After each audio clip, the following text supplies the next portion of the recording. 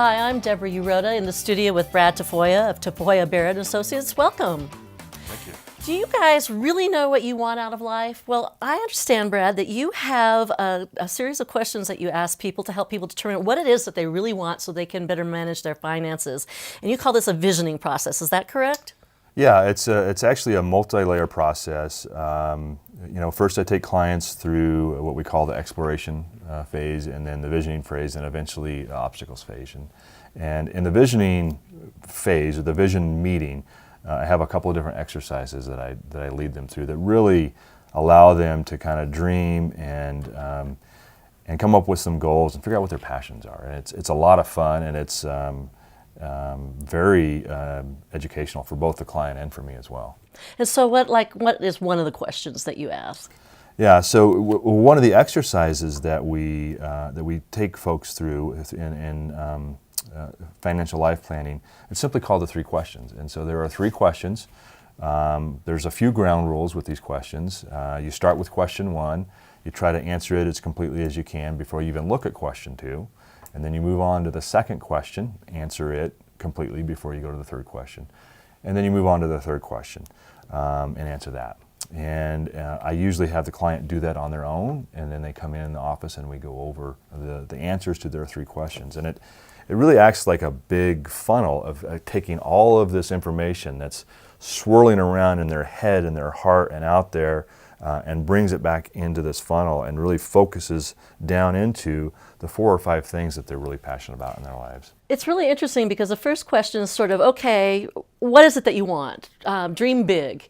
No parameters on time. The second one says, do you only have 5 to 10 years to live? How would you change your life, and will you do it? That's really interesting. I can see that funneling down. And then the last one is a really challenging question. I'd really like to get some feedback from what you've heard from your clients. But this time you have only 1 day to live. What did you miss? Who did I not get to be? And what did I not get to do? Now, those are really interesting questions. Yeah, I think a lot of people there's different plays on this question, and a lot of times I think the way it comes out is if you have 1 day left to live, what would you do? And that's not quite what this is asking. It's really helping you focus on, you've got 1 day to live. What did you not get to do? Who did you not get to be? What was your deepest regret? What do you most miss out on?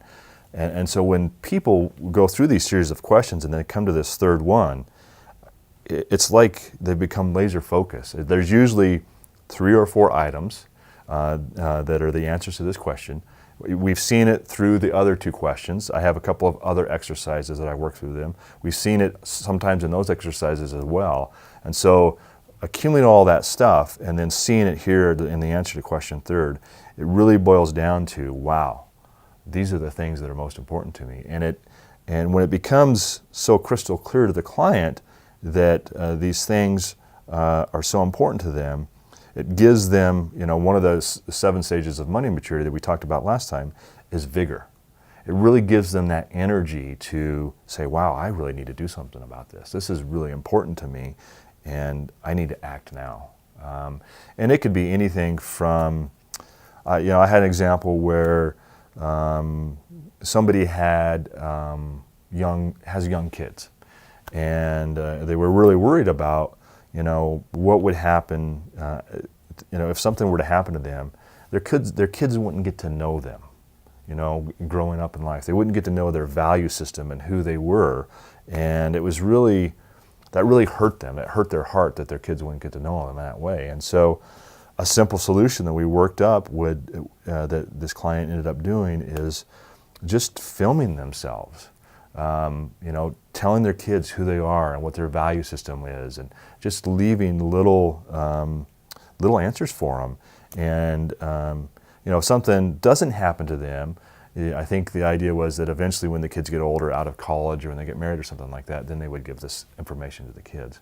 But that really made them feel good that now they had a way that they could let their kids know who they are, and also who they hoped that the kids would end up being as adults. And it really didn't have anything to do with money in many ways. It didn't, no, but that's a lot of the time these things hold us back from doing other things because it involves time, it involves fear, it involves emotion, and working through all of this, again, helps you become more financially free. That's really interesting, the way these things funnel down to that one question, what's really, really important to you. And sometimes it has something to do with money and sometimes it doesn't. But the bottom line is you found what's important to you. And so if you'd like to know more about this process of finding out what's really important to you, get a hold of Brad Tafoya at Tafoya Barrett Associates. I'm Deborah Uroda for It's Your Money.